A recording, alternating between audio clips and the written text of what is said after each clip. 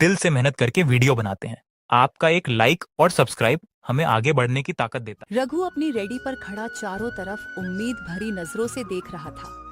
उसे पूरा विश्वास था कि कोई न कोई ग्राहक जरूर आएगा जो उसके गर्मा गर्म आलू के परांठों का स्वाद चखेगा।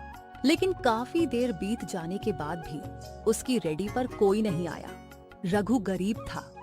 वह रोज देवपुर के राज चौक में अपनी छोटी सी रेडी लगाकर स्वादिष्ट आलू के परांठे बेचता था और उसी से अपने घर का गुजारा करता था।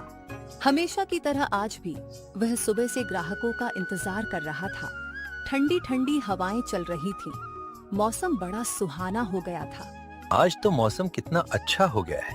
ऐसे मौसम में तो लोगों को गर्मा गर्म आलू के पराठे खाने का मन जरूर करेगा, लेकिन पता नहीं कोई ग्राहक क्यों नहीं आ रहा। वह उदास होकर सोच ही रहा था कि तभी देवपुर के कुछ लोग उसकी रेडी की तरफ आते दिखाई दिए।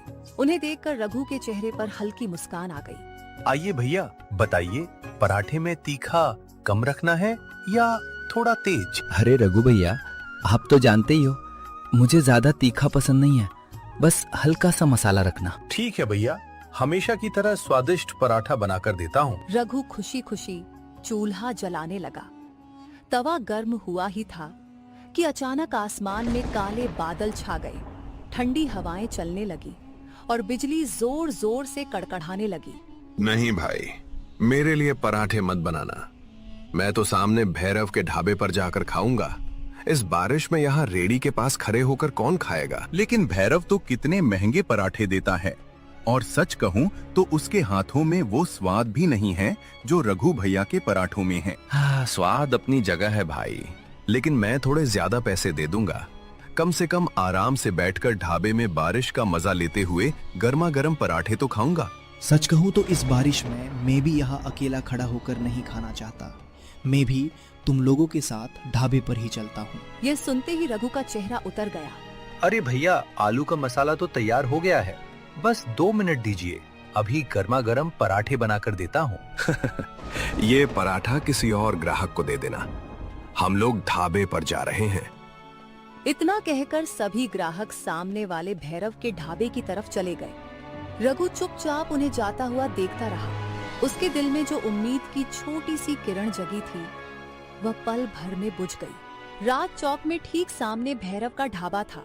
वहाँ खाने के दाम ज्यादा थे, स्वाद भी साधारण था, लेकिन बारिश और खराब मौसम की वजह से लोग उसी ढाबे पर जाना पसंद करते थे। भैरव अपने ढाबे पर बढ़ती भीड़ देखकर मन ही मन खुश हो रहा था।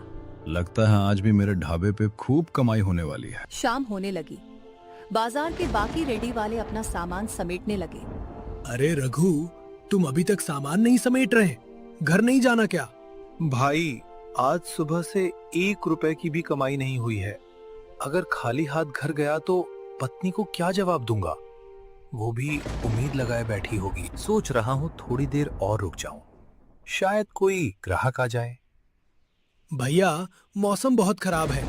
ऐसे मौसम में भला तुम्हारे आलू के पराठे खरीदने कौन बाहर निकलेगा?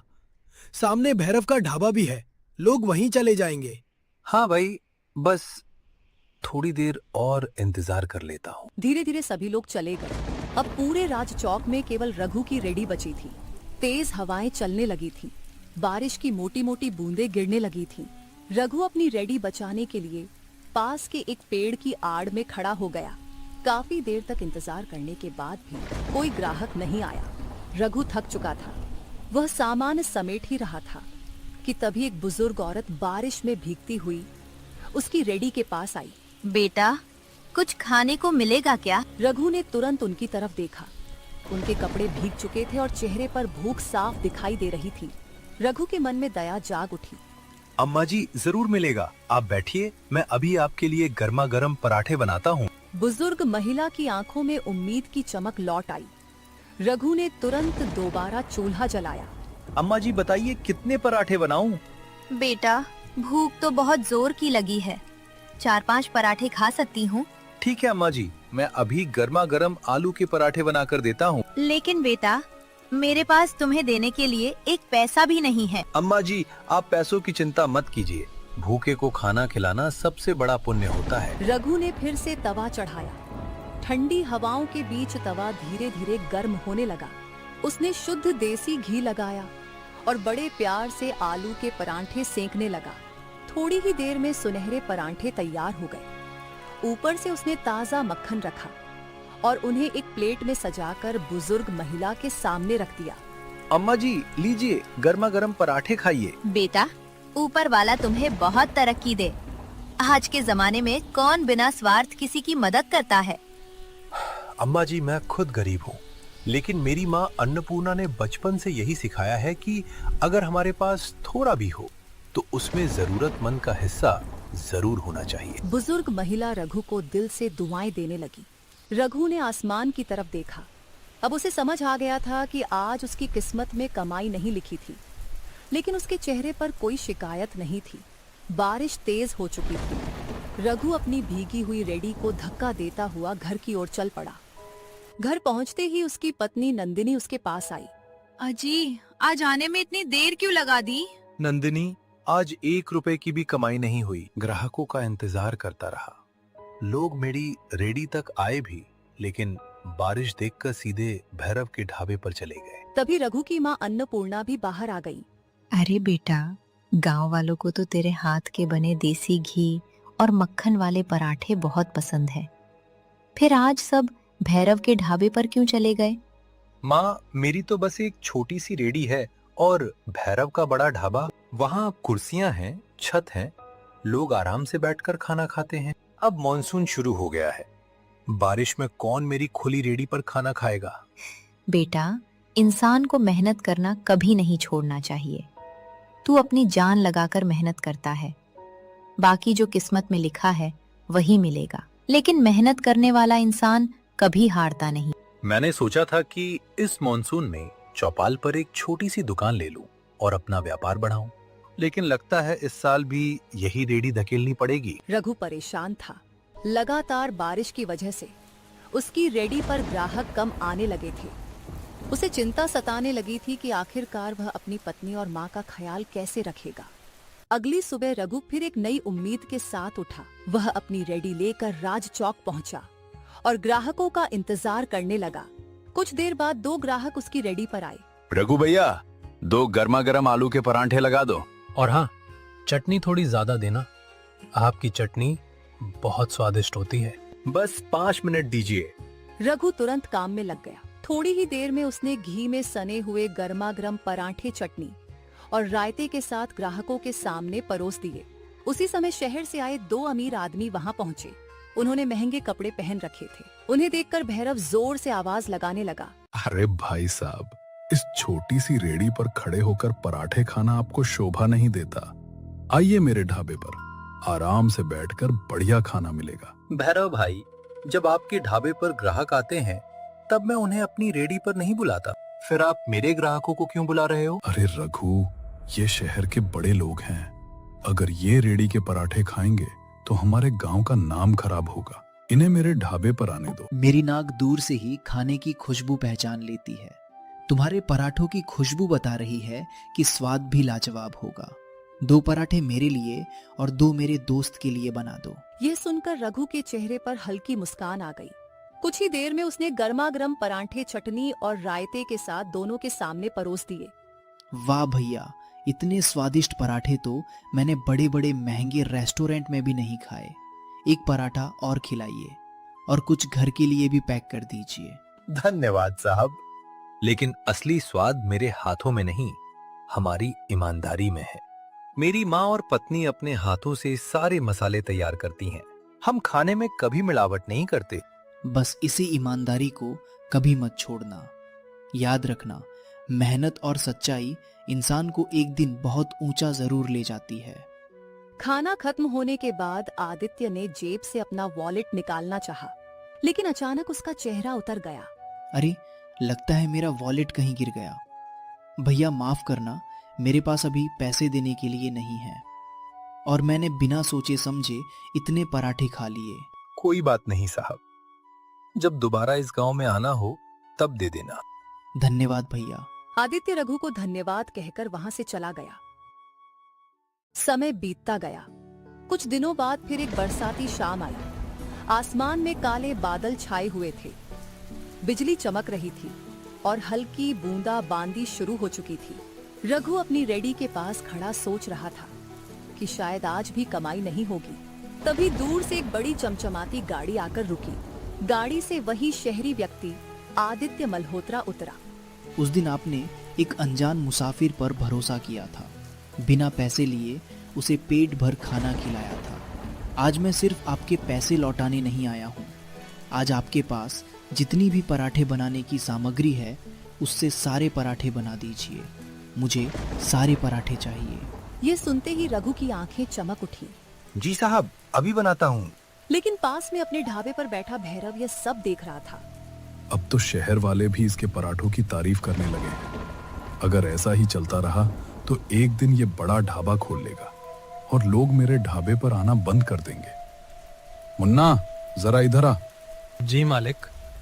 अभी जाकर रघु की रेडी पर ऐसा हंगामा कर कि वो शहरी आदमी यहाँ से चला जाए। मालिक, अगर रघु ने मुझे पहचान लिया तो सबको सच पता चल जाएगा। ठीक है, ये काम किसी और से करवाता हूँ। अगले दिन भैरव ने एक भाड़े के आदमी को रघु की रेडी पर भेज दिया। रघु हमेशा की तरह मुस्कुराते हुए ग्राहकों को पराठे खिलाने में लगा हुआ था। 2 पराठे देना। अभी लाया भैया। रघु ने गर्मा गर्म पराठे बनाकर उसके सामने रख दिए।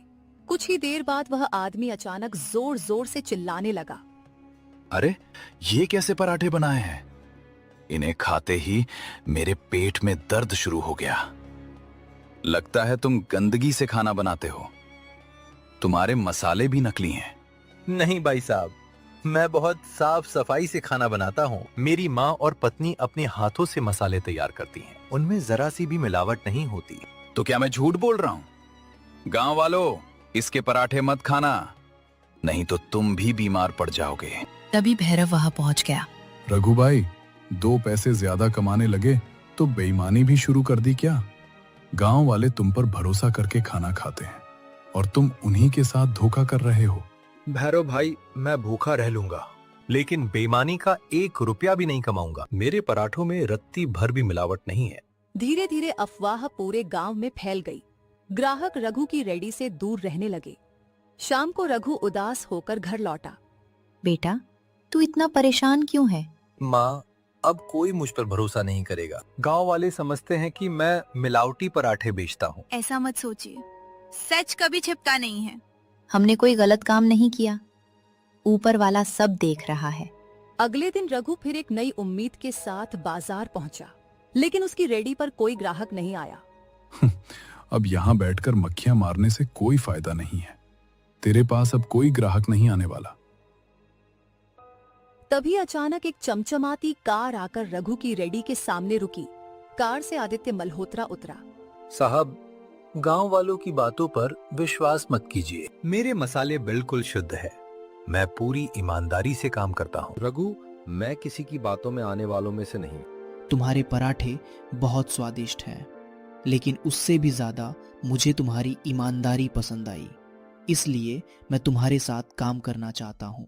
साहब, मैं कुछ समझा नहीं। हाईवे पर मेरी एक जमीन है।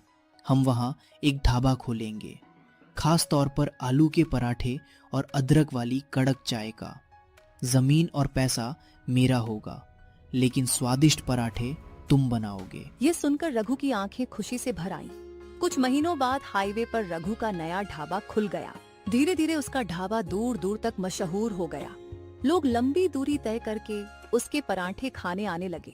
दूसरी तरफ भैरव का ढाबा खाली रहने लगा।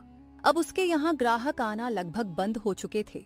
भैरव, ये उसी का परिणाम है जो तुमने रघु के साथ किया था। तुमने उसकी झूठी बदनामी की थी, लेकिन उसकी सच्चाई जीत गई। भैरव को अपनी गलती का एहसास हो गया।